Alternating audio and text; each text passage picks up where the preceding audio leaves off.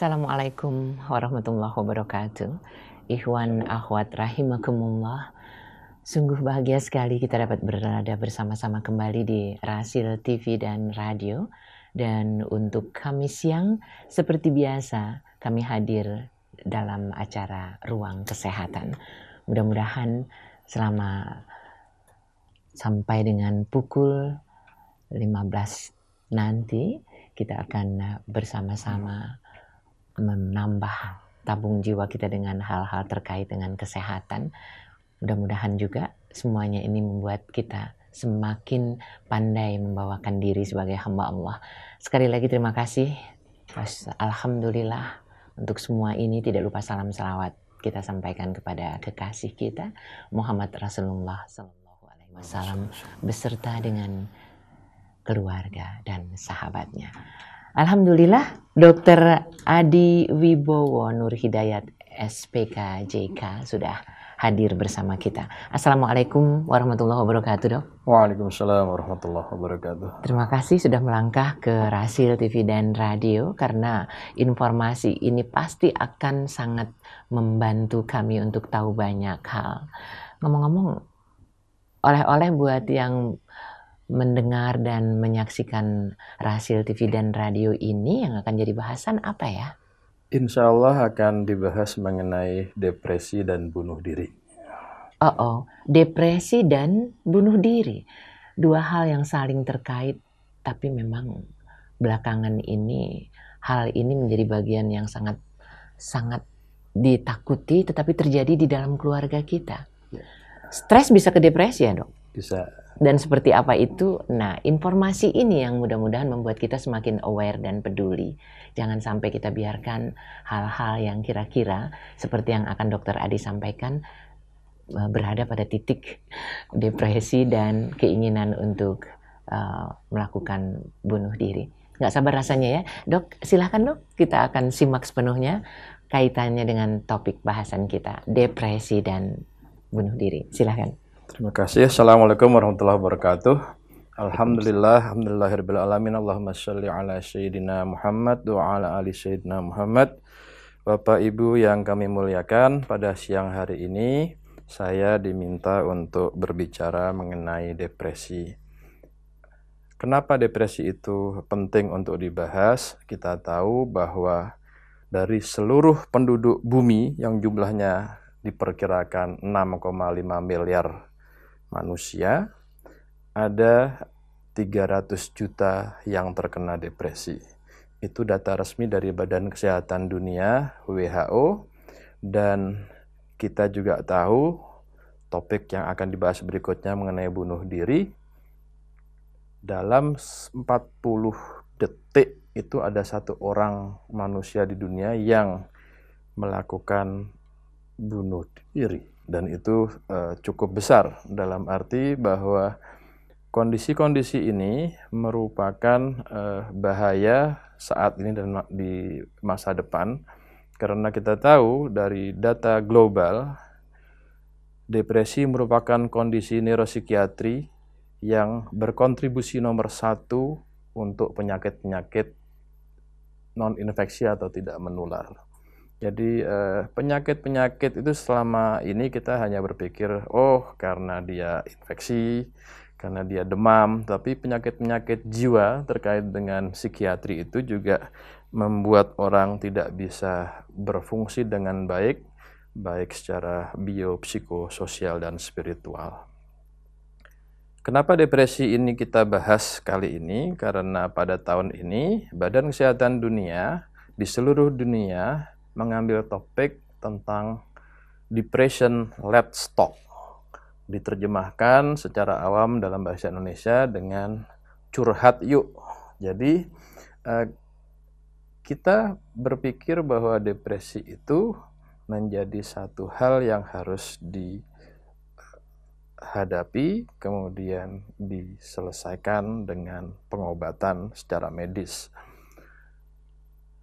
Apakah depresi itu bisa menyerang siapa saja? Jawabannya ya. Depresi itu menyerang atau menghinggapi segala tingkatan usia, mulai dari anak-anak, dewasa, sampai kepada orang tua. Misalnya pengalaman saya, Mbak Nuning, ketika menjadi psikiater, datang berkunjung ke sekolah-sekolah untuk konsultasi, ada beberapa siswa yang datang dan ternyata depresinya terentang mulai dari ringan sampai cukup berat. Jadi pada anak-anak pun ada depresi. Pada dewasa muda, kalau sudah masuk usia sekolah, kemudian kuliah dan bekerja, itu juga beban ketika ada di lingkungan sekolah maupun kantor itu bisa menjadi penyebab orang terkena depresi. Pada orang tua juga sama. Ketika orang sudah lewat dari masa produktifnya, anak-anaknya sudah besar, kemudian meninggalkan rumah, dan akhirnya orang tua itu juga terkena banyak penyakit, fisik maupun psikologis, merasa kehilangan semua yang ada pada dirinya, dan orang tua tersebut juga terjangkit atau terkena depresi. Jadi ini adalah penyebab utama disabilitas di dunia. Kontributor utama beban penyakit global secara keseluruhan. Dan diperkirakan pada tahun 2030, depresi ini menjadi penyebab utama nomor 1 untuk hendaya-hendaya orang tidak bisa berfungsi secara normal. Itu di negara maju. Sementara di negara berkembang dan miskin, depresi itu menjadi penyebab beban penyakit nomor 3 setelah penyakit terkait AIDS dan kematian perinatal atau kematian sekitar kelahiran bayi pada ibu-ibu yang melahirkan. Bagaimana secara epidemiologi atau luang lingkup dari epideminya? Wanita itu lebih terdampak depresi dibanding pria. Yang jadi masalah adalah kurang dari separuh orang yang depresi itu mendapatkan pengobatan yang layak. Bahkan di beberapa negara miskin dan berkembang, yang berobat karena depresi itu di bawah 10%. Jadi kita bisa bayangkan, karena negara kita negara menengah, itu juga nanti data-datanya ada terkait dengan depresi yang ada di Indonesia. Apa masalahnya? Kenapa orang tidak mau berobat? Yang pertama adanya kurangnya sumber daya, baik sumber daya rumah sakit, klinik maupun dokter dan psikiaternya, atau perawat jiwanya, atau pekerja sosialnya. Yang keduanya tidak adanya pelayan kesehatan. Dan yang ketiga adalah stigma sosial. Apabila ada orang yang terkena depresi, masih ada di masyarakat yang merasa, oh kamu itu kurang iman, oh kamu itu kurang tegar. Jadi malah disalahkan, karena tidak semua orang dengan stresor atau terkena stres itu bisa bertahan. Ada stigma yang menyatakan orang depresi itu orang yang lemah, orang yang tidak berguna, dan juga diperparah dengan stigma apabila seseorang berobat ke dokter jiwa atau psikiater, itu dianggapnya sakit jiwa berat, jadi orang gila. Jadi itu adalah hal yang memperparah kondisi yang ada di masyarakat kita, terutama di Indonesia, bagaimana orang mau berobat apabila mengalami depresi. Belum lama ini kita tahu di media mainstream maupun media sosial, di Indonesia ada fenomena bunuh diri yang disiarkan secara live lewat Facebook. Itu kan sesuatu yang baru di dunia modern ini. Ada juga di Indonesia bunuh diri yang polanya adalah terjun dari mall, dari lantai tertinggi atau tempat parkir kemudian terjun ke bawah. Itu menjadi satu fenomena baru di dunia modern kita. Yang terakhir adalah, kalau kita tahu vokalis Linkin Park, Chester Bennington, dia juga dikatakan bunuh diri karena dengan menggantung dirinya. Jadi banyak sekali kasus-kasus bunuh diri dan juga nanti akan dibicarakan kaitannya dengan depresi. Apakah bunuh diri bisa dicegah? Insya Allah ini penyakit yang bisa dicegah. Jadi kita akan bahas nanti bagaimana pencegahan supaya orang tidak hilang akal sehat dan bunuh diri. Secara umum kita tahu, saya mengulang siaran-siaran berikutnya yang sebelumnya yang terkait dengan apa itu gangguan jiwa. Gangguan jiwa itu secara umum ada 3P yang terganggu. Gangguan pikiran, gangguan perasaan, dan gangguan perilaku yang menimbulkan penderitaan dan terganggunya fungsi sehari-hari. Jadi fungsi apa yang terganggu pada orang itu? Fungsi pekerjaan, fungsi sosial, bagaimana dia berinteraksi dengan masyarakat. Itu adalah hal-hal yang terkait dengan disfungsi atau hendaya yang ada pada orang yang terkena gangguan jiwa. Kita bisa lihat dari gejala-gejala klinisnya. Ada orang yang apabila depresi, dia tidak mau merawat dirinya dengan baik. Dia tidak mau makan, dia tidak mau mandi, dia tidak mau berinteraksi. Depresi ini masuk kepada golongan gangguan jiwa yang mana? Secara umum, orang sakit jiwa itu pernah saya katakan terbagi dua. Yang pertama adalah gangguan psikotik. Psikotik itu cirinya adalah adanya waham dan halusinasi. Ada curiga sama orang, kemudian merasa dirinya nabi, kemudian merasa besok kiamat, itu waham. Halusinasi adalah mendengar sesuatu atau melihat sesuatu yang orang lain tidak melihatnya. Jadi psikotik ini secara awam dikatakan nih orang gila, edan, orang waras, dan itu adalah psikotik. Contohnya skizofrenia dan gangguan bipolar. Yang kedua golongannya adalah golongan neurotik. Nah, yang termasuk di sini adalah gangguan cemas dan depresi. Kita tahu kalau anak-anak alay yang masih muda-muda mengatakan ini adalah galau atau gegana, gelisah, galau, merana. Sementara depresi itu karena sensitif, gampang tersinggung, itu baper ya, bawa perasaan. Nah, depresi ini adalah bagian dari fenomena yang ada di masyarakat. Pembagian depresi dari sudut pandang ilmu kedokteran jiwa itu terbagi 3. Depresi ada yang ringan, depresi ada yang sedang, dan depresi berat. Sementara apabila nanti seseorang sudah mengalami depresi berat, itu bisa terbagi 2. Depresi berat dengan ciri psikotik atau depresi berat tanpa ciri psikotik.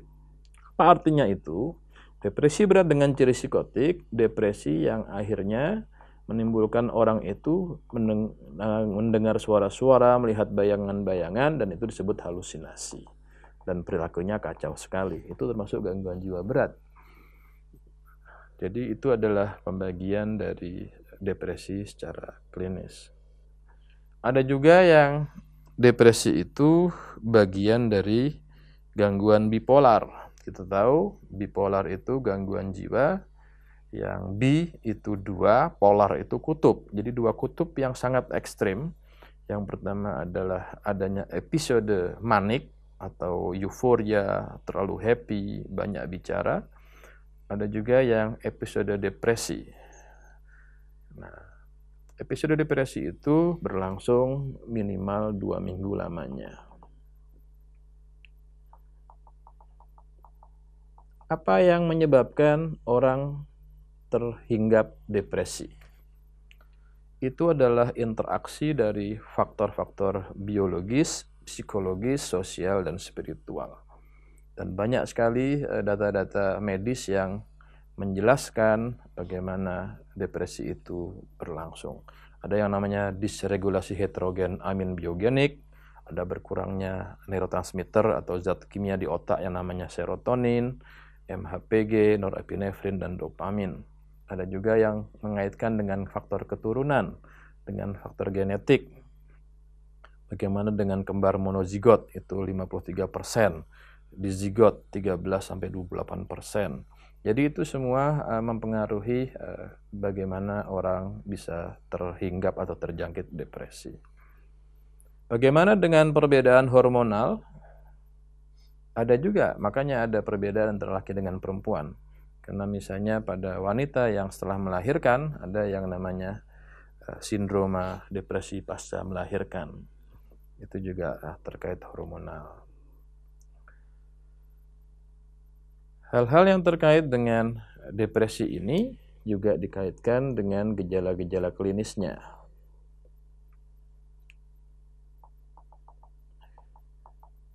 Penyebabnya yang lain adalah misalnya peristiwa kehidupan yang penuh dengan stres. Jadi Mbak Nuning, kalau misalnya ada seseorang yang kehilangan orang yang dia cintai, kehilangan ayah ibunya, kehilangan pasangan, kehilangan pekerjaan, itu bisa menyebabkan depresi. Jadi orang itu responnya terhadap stres itu bermacam-macam. Dan juga trauma. Trauma itu bisa beragam, apakah trauma karena perang atau karena seseorang itu diperkosa, itu adalah bentuk trauma psikologis yang ada. Kenapa orang itu responnya bermacam-macam?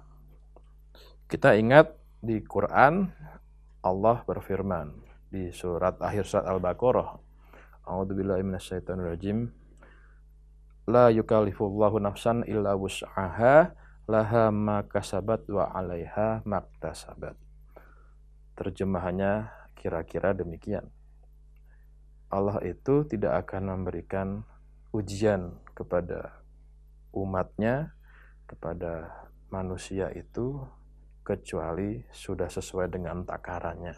Jadi orang itu diberikan Allah ujian dalam hidup sesuai dengan takarannya, sejauh mana dia mampu untuk mengatasinya.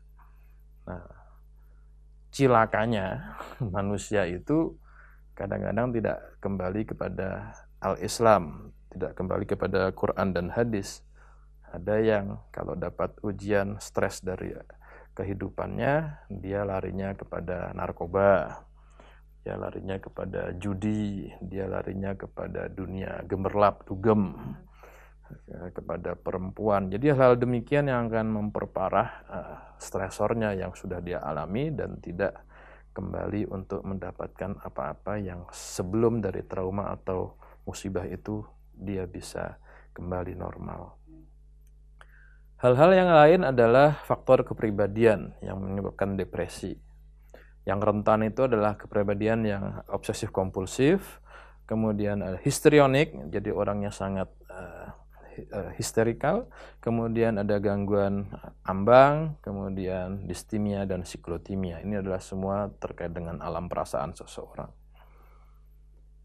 Ada juga yang mengaitkan penyebab depresi dari sudut pandang psikoanalitik, teori kognitif. Jadi menganggap bahwa dirinya itu negatif terus. Jadi negatif thinking pada dirinya, kemudian menganggap orang lain atau dunia juga berperilaku negatif pada dirinya. Dan itu mengakibatkan bayangan-bayangan penderitaan dan kegagalan di masa depan. Itu semua yang mempengaruhi timbulnya depresi. Jadi saya ulangi, interaksi antara faktor-faktor biopsikososial dan spiritual. Contohnya spiritual yang saya katakan tadi, orang yang tidak mau kembali kepada Quran dan hadis, merasa bahwa dirinya sudah cukup kuat dalam menghadapi kehidupan dan menghadapi tantangan dan ujian dalam hidup. Itu yang menjadi penyebab-penyebab orang terkena atau terdampak depresi.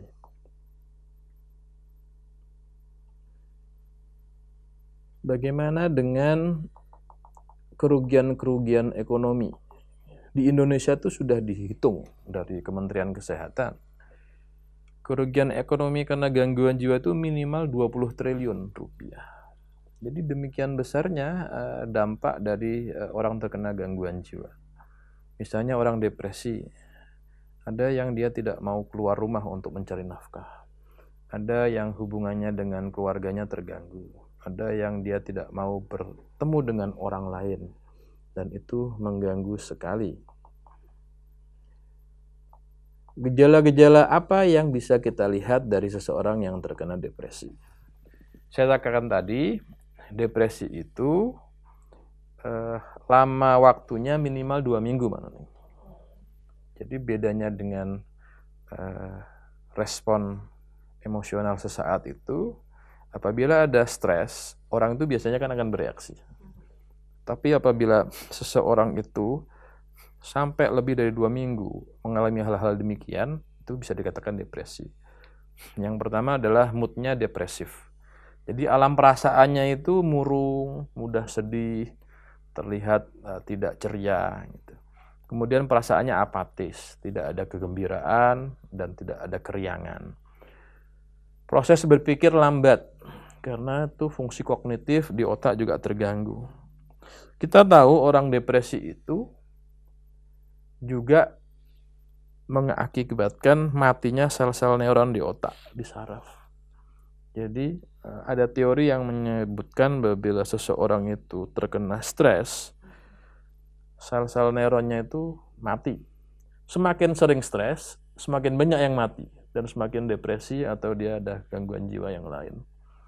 Jadi para pendengar dan pemirsa hamba Allah yang dimuliakan oleh Allah, jangan sampai stres, apalagi stresnya berkali-kali, bertubi-tubi dan kita tidak bisa mengatasinya.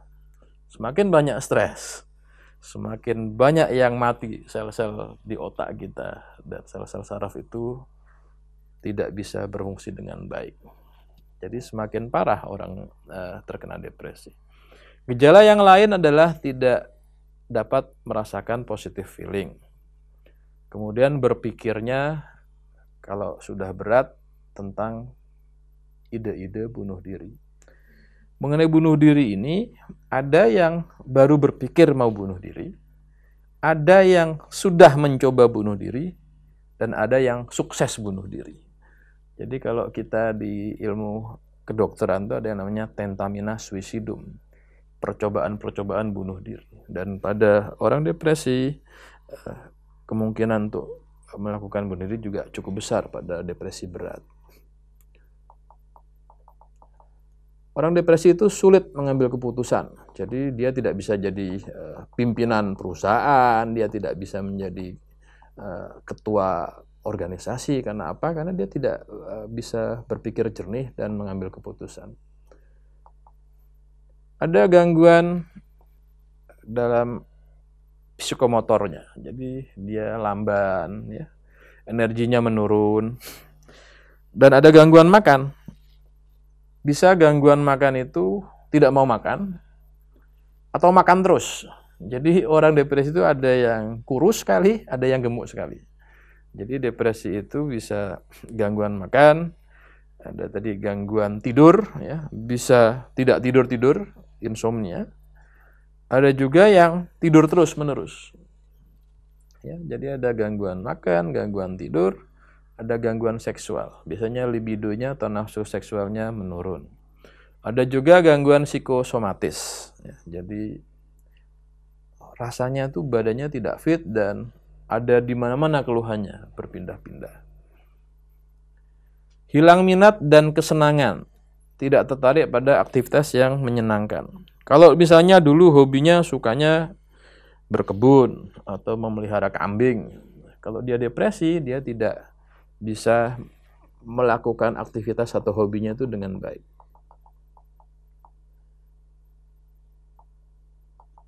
Sekarang kita masuk kepada hal-hal terkait dengan bunuh diri. Jadi saya katakan tadi, bunuh diri itu ada pikiran, rencana, tindakan menyakiti diri sendiri atau bunuh diri yang dimiliki, atau riwayat sebelumnya. Jadi kalau pada kasus bunuh diri, Mbak Nuning, kita harus tahu apa yang dipikirkan oleh orang itu, dan adakah riwayat dia pernah mencoba untuk bunuh diri di masa lalu.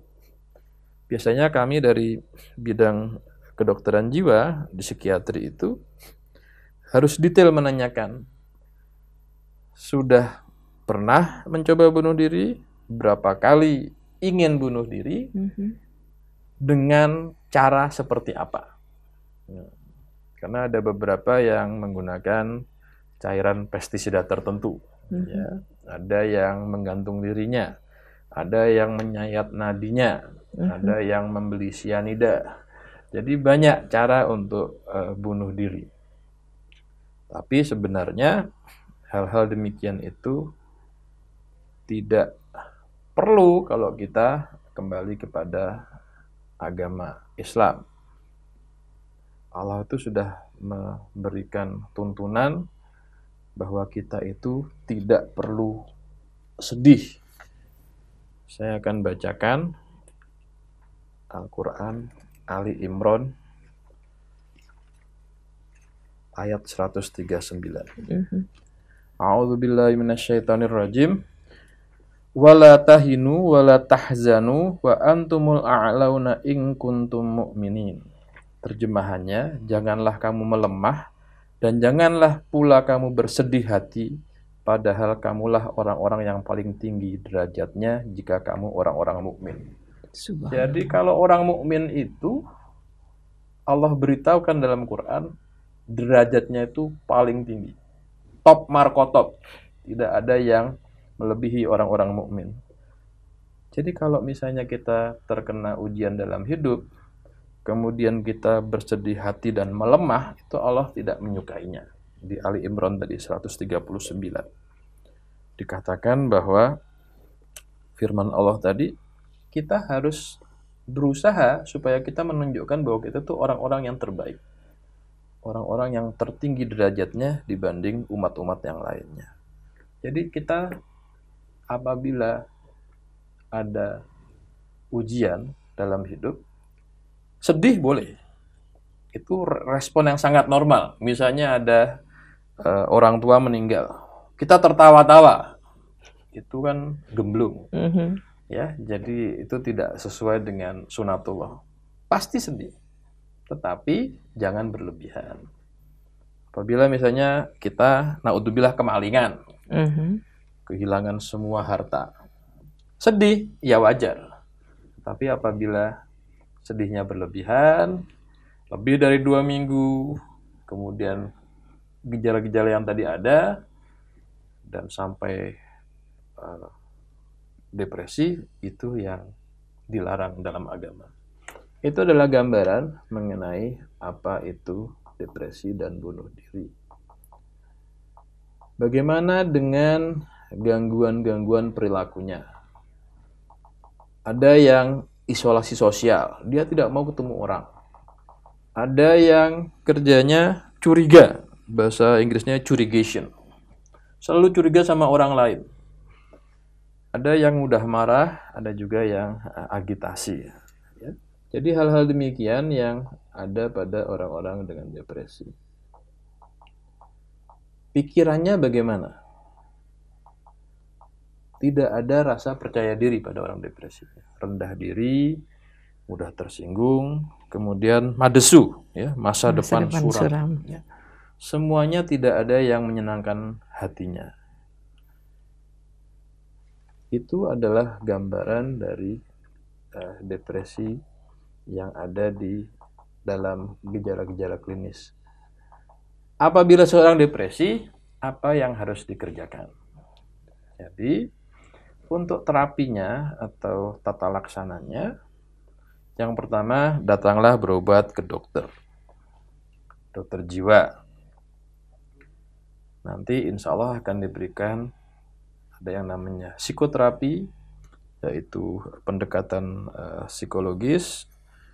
Kita akan menilai. Kemudian yang kedua adalah farmakoterapi, makan obat, ya. Kemudian ada hal-hal yang lain yang juga bisa diberikan kepada orang depresi. Misalnya kalau tinggalnya di Eropa atau di Amerika yang ada musim dinginnya, terutama pada saat winter, itu banyak orang depresi. Karena ketika winter atau musim salju, orang tidak bisa keluar beraktivitas. Hanya tinggal di apartemen atau di kamar saja. Nah, itu terapinya antara lain dengan terapi light terapi atau terapi sinar. Yang lain dianjurkan untuk orang depresi itu berolahraga. insya Allah dengan berolahraga itu akan membaik suasana alam perasaan dalam dirinya. Bagaimana dengan psikoterapi tadi yang saya katakan? Ada beberapa macam, ya. Ada yang namanya CBT, Cognitive Behavioral Therapy. Ada juga yang IPT, ya, Interpersonal Psychotherapy. Jadi itu semua rata-rata minimal sesinya sekitar 12 kali pertemuan. Lama waktunya sekitar 45 menit. Jadi itu dengan pendekatan-pendekatan psikoterapi demikian, insya Allah apa-apa yang dialami oleh pasien, misalnya tadinya negative thinking, itu perlahan-lahan dia akan berpikir secara rasional. Ternyata apa yang dia pikirkan itu salah. Jadi itu adalah cara membimbing pasien-pasien yang ada negative thinkingnya supaya berpikir sebaliknya. Obatnya sudah banyak, bermacam-macam. Mulai dari yang murah meriah, ada yang ditanggung BPJS, sampai yang mahal. Jadi Bapak Ibu yang dimuliakan Allah, tidak perlu takut berobat. Kalau depresi, datanglah ke rumah sakit pemerintah, rumah sakit swasta, insya Allah ada obatnya. Jangan pernah menyerah dengan depresi. Jangan pernah mencoba untuk bunuh diri, karena itu hal-hal yang tidak disukai dalam agama. Yang perlu diperhatikan ketika orang depresi juga adalah libatkan keluarga. Dalam artian, apabila ada keluarga yang bisa mendukung, membantu seseorang bangkit dari keterpurukan, itu akan sangat bermanfaat. Jadi pasiennya atau orang yang terkena depresi tidak merasa sendirian atau berjuang tanpa ada dukungan dari orang lain. Semakin depresi itu didiamkan, akan semakin parah gejala-gejalanya. Perlukah dirawat inap orang depresi? Tergantung dengan kadar beratnya penyakit tadi, saya katakan. Kalau ringan, depresi sedang, itu tidak perlu dirawat. Tapi apabila depresi berat, apalagi dengan ciri psikotik, sudah ketawa-tawa sendiri, kemudian buka-buka baju, membahayakan orang lain, itu harus dirawat inap. Dan yang kita takutkan juga apabila ada halusinasi, kadang-kadang ada dengar suara-suara yang menyuruh dia untuk terjun atau memotong nadinya, ya itu adalah halusinasi yang mengarah kepada bunuh diri. Bagaimana kita memandang bunuh diri? Kalau sebagai orang muslim, mukmin, mati itu tahapan yang pasti dilalui oleh manusia. Jadi itu satu keniscayaan, tidak bisa dihindari. Profesor Quraish Shihab dalam bukunya menyebutkan bahwa kematian itu adalah nikmat yang patut disyukuri. Itu nikmat, jadi bukan sesuatu yang ditakuti. Karena apa? Kematian itu dari ulama-ulama sebelumnya menyatakan bahwa kehidupan itu tidak hanya di dunia. Jadi kematian itu adalah pintu gerbang untuk hidup kekal abadi selama-lamanya di akhirat. Yang jadi masalah kan apakah kita mau abadinya di surga atau di neraka. Nah, itu karena kematian itu adalah pintu gerbang untuk hidup abadi, dan itu adalah nikmat yang patut disyukuri. Kalau Bapak Ibu bisa baca Quran, itu ada di surat Al-Jasiyah ya, ayat 24. Kehidupan tidak hanya di dunia, tapi ada di alam akhirat. Di Ali Imran juga ada ya, ayat 27.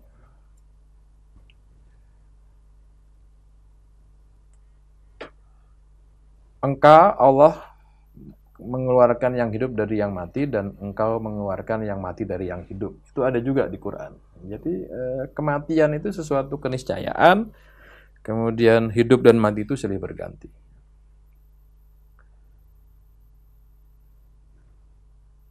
Mungkin demikian Mbak Nuning, gambaran awal mengenai apa itu depresi dan kaitannya dengan hal yang sedang ada di masyarakat modern, yaitu fenomena bunuh diri. Subhanallah. Dok, gambaran ini membuat kita memang harus mempertimbangkan atau memikirkan kalau ada anggota keluarga kita, jangan, karena kebanyakan ini bisikan setan nih dan lain sebagainya. Ada beberapa SMS atau WA yang masuk diantaranya terkait dengan keinginan bunuh diri, itu biasanya adalah karena gangguan-gangguan seperti itu. Baik, nanti akan kita lanjutkan kembali bahasan ini. Mudah-mudahan kalau dari 6 miliar lebih penduduk di dunia ini 300 jutanya terkena depresi, kita masih belum tahu berapa banyak di Indonesia, tapi mudah-mudahan kita tidak termasuk di antaranya. Saya mengucapkan terima kasih sekali untuk teman-teman di Batam, kemudian juga teman-teman di Banyuwangi, di Pontianak, di Semarang, dan juga di Sukabumi yang turut menyebarluaskan siaran ini, serta kawan-kawan lain yang membagikannya lewat pertemuan-pertemuan tertentu, bahasan dari ruang kesehatan di TV dan radio Silaturahim ini. Baiklah, kami nanti kembali ke ruangan Anda.